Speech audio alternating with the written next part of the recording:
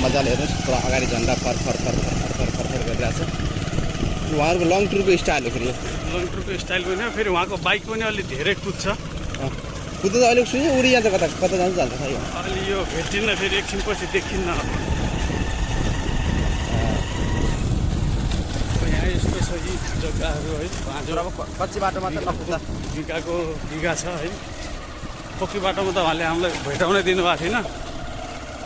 अहिले फेरि अलि कच्ची बाटो आएर अलिकति हामी नजिक हुनु पाएको छ।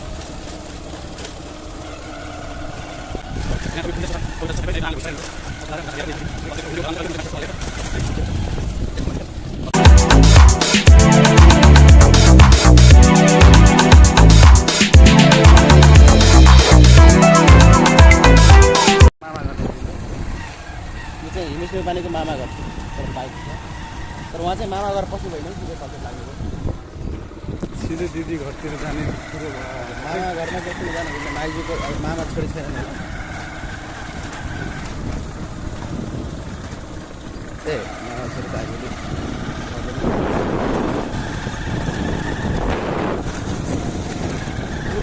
एकदम रमाइलो ठाउँ छ। टिकापुरको कुन ठाउँ हो भन्ने कुरा चाहिँ सोध्न बाँकी नै छ, हामी धेरै भित्र आइसकेका छौँ। तर त्यो डल्फिन संरक्षण नेपालमै योभन्दा अरू ठाउँ डल्फिन देखिँदैन। नेपालमै एउटा मात्र यस्तो ठाउँ जहाँ डल्फिन भन्ने प्राणी तपाईँ देख्न सक्नुहुन्छ। मेरो पछाडि ठुलो तलाउ जस्तो देख्नु भएको छ, ढुङ्गाहरू चलिरहेछन्, यहाँ विदेशी टोलीहरू पनि छ घुमिरहेछ।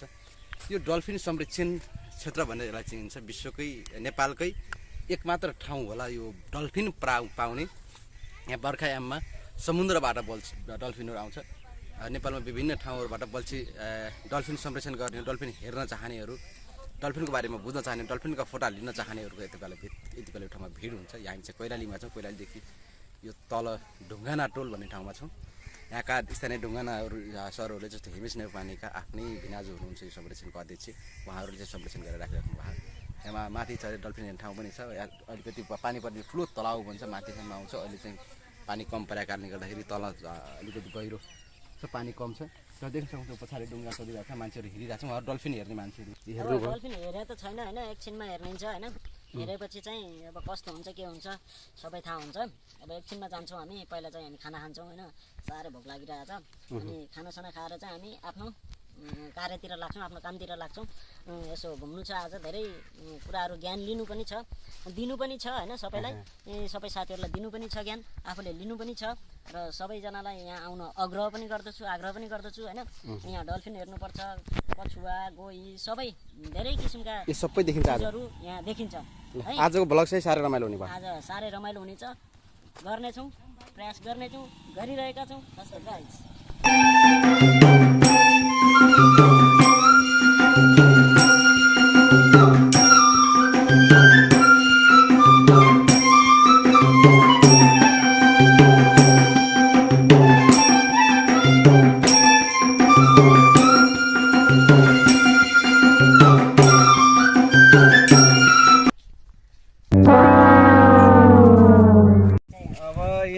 गेङ्गेटिका प्रजातिको डल्फिन, विशेष गरेर विश्वबाट दुर्लभ मानिएको डल्फिन प्रजाति यहाँ पाइन्छ। यो मोहना, पत्रिया, काँडा र कन्द्रा नदीमा वर्षायामको 3 महिना मात्र अस्थायी प्रवासको रूपमा पाइन्छ। र विश्वमा जुन यो आफैमा दुर्लभ प्राणी गेङ्गेटिका डल्फिन विश्वको 3टा राष्ट्रमा मात्र पाइने नेपाल, भारत र बङ्गलादेशमा मात्र पाइन्छ यो प्रजातिको डल्फिन। यहाँ तपाईँको कालो र खैरो रङको भनौँ मटेौला आकारको डल्फिन यहाँ पाइरहेको छ। कतिवटा छन् बिनाजु अहिलेसम्म डल्फिन? आजसम्मको हामीले यसो 3टै प्रणालीमा नदीमा हेर्दाखेरि हामीले 20 देखि 25 को हाराहारीमा देखेका छौँ। त्यसमा बच्चा कति, माउ कति? बच्चाको अवस्था हामीले 5वटा देखेका छौँ भने 15वटा ठुलो र आमा लगाएर 20वटा सबै 20वटा छ। डल्फिनको यो प्रजनन प्रक्रिया कस्तो हुन्छ? सेम माछा जस्तै हो? विशेष गरेर डल्फिन आफैमा स्तनधारी प्राणी हो। स्तनधारीले गर्दाखेरि 9 देखि 10 महिना गर्भधारण गर्छ र त्यसपछि मात्र बच्चा जन्माउने गर्दछ। पानीमै नै हो बच्चा जन्माउने? पानीमै सालनाल सहित जर्माउने गर्दछ। भनेपछि अन्य प्राणीले गाई बस्तु जन्माउँछ अरे यो माछा जस्तो। विशेष मान्छे भन्दा दोस्रो चेतनशील प्राणी हो नि, त्यही कारणले यसको पनि त्यो आधारमा सालनाल सहितको बच्चा जन्माउने गर्छ। एकचोटिमा एउटा डल्फिनले कतिवटासम्म बच्चा जन्माउँछ? एउटा वा दुईटा मात्रै मात्रै वर्षभरिमा। है 1 वर्षमा 1 वर्षमा भनेपछि 9-10 महिनाको गर्भधारण हुन्छ यसको 9-10 महिनाको गर्भधारण।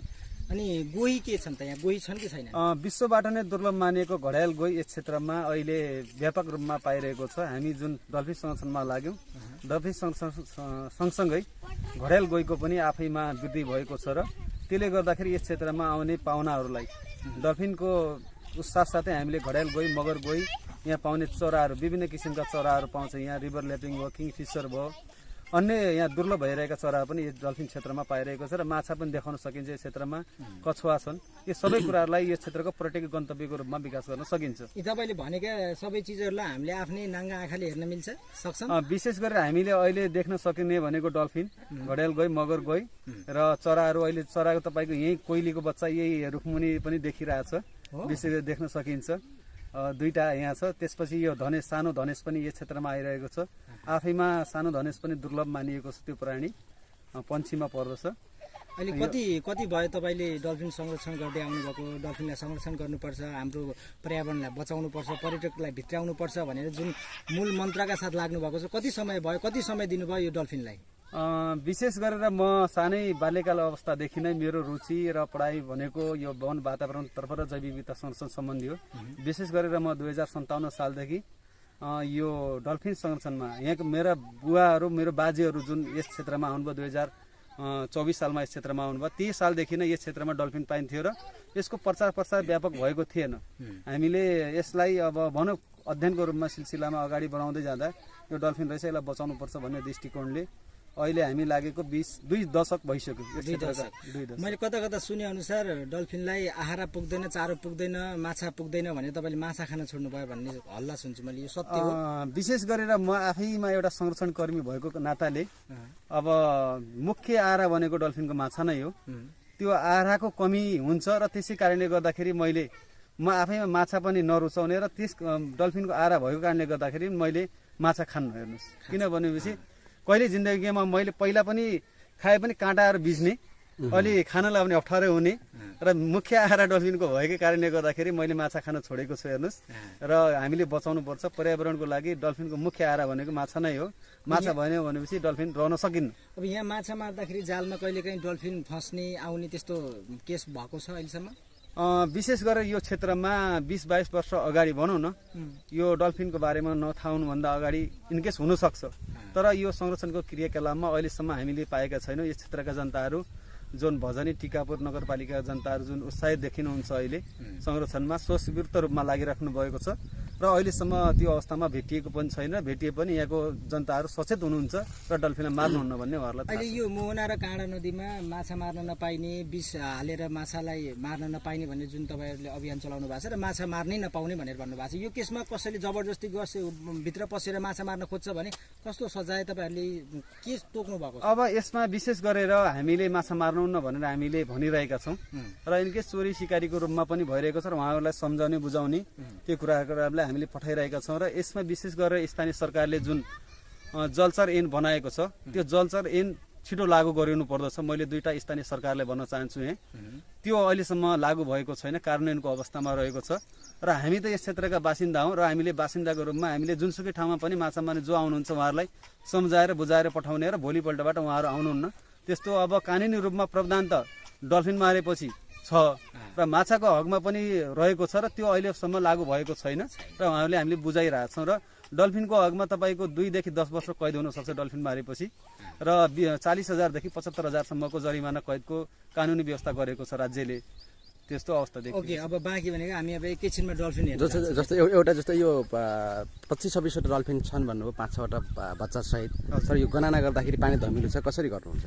विशेष गरेर यस्ता मैले भने नि तपाईँको मोहना कर्णाली नदीका सहायक नदीहरू यो कैलाली जिल्लाका मोहना पथरिया काँडा र कन्द्रा नदीमा यस्ता दोभानहरू स्थानमा हामीले एउटै स्थानमा 2टा मान्छे राखेर एउटै समयमा गणना गरिरहेका छौँ। अहिले 7 बजे उफ्रिएको डल्फिन र अर्को त्यही स्थानमा अर्को ठाउँमा 7 बजे त्यो डल्फिन पुग्न सक्दैन। त्यसरी अब्जर्भेसनको आधारमा हामीले काउन्ट गरिरहेका छौँ र हामीले दैनिक मोनिटरिङ गर्छौँ। र अहिलेको अवस्थामा गत वर्षको तुलनामा 40 देखि 45 को हाराहारीमा देखिएको थियो हामीले काउन्ट गर्दाखेरि। त्योभन्दा अगाडि हाम्रो डाक्टर मुकेश कुमार चालिसे आयुसिएन सबै लागेर त्यतिखेर 60 को हाराहारीमा हाम्रो विशेष गरेर डाक्टर मुकेश कुमार चालिसे र यो समुदायका मान्छेहरू सबै मिलेर गर्दाखेरि हामीले 60 वटा उसमा पाएका थियौँ र आजको हकमा हामीले पानीको एकदम लेभल कम छ तपाईँले देखिराख्नु भएको छ अब यो अहिले 2 मिटर कम्तीमा नि 2.5 मिटर मात्र पानी रहेको छ त्यसले गर्दाखेरि डल्फिनको सङ्ख्यामा आज कमी आएको देखिन्छ हेर्नुहोस् विशेष गरेर पानी कम भयो भने डल्फिन सर्दै सर्दै जाने हो भारततिर अब विशेष गरेर यो गङ्गा नदीका डल्फिन भनिन्छ यसलाई ग्याङ्गेटिका प्रजातिको डल्फिन यो गङ्गा नदी हुँदै र घाग्रा हुँदै कर्णाली पसेर अहिले बर्खायामको 3 महिना अस्थायी प्रवासको रूपमा यो मोहना नदी पथरिया नदी र काँडा नदीमा देखिने पानी घटेको तुलनामा तल नै जाने र त्यसपछि कर्णालीमा बस्ने विशेष देखिएको छ अध्ययनको रूपमा आशा थियो कि पहिलेदेखि अब नदी त सबै ठाउँ नदी हो पानीको बहाव यहाँभन्दा अझै अगाडि पनि धेरै होला तर यही ठाउँमा यहीँ आएर चाहिँ डल्फिन खेल्नुको कारण चाहिँ के यसमा विशेषता रहेको छ यो क्षेत्रमा जुन 3टा नदी रहेको छ 3-4 वटा त्यो नदीको विशेषता आफैमा छ कुण्डहरू धेरै छ दोबानहरू छ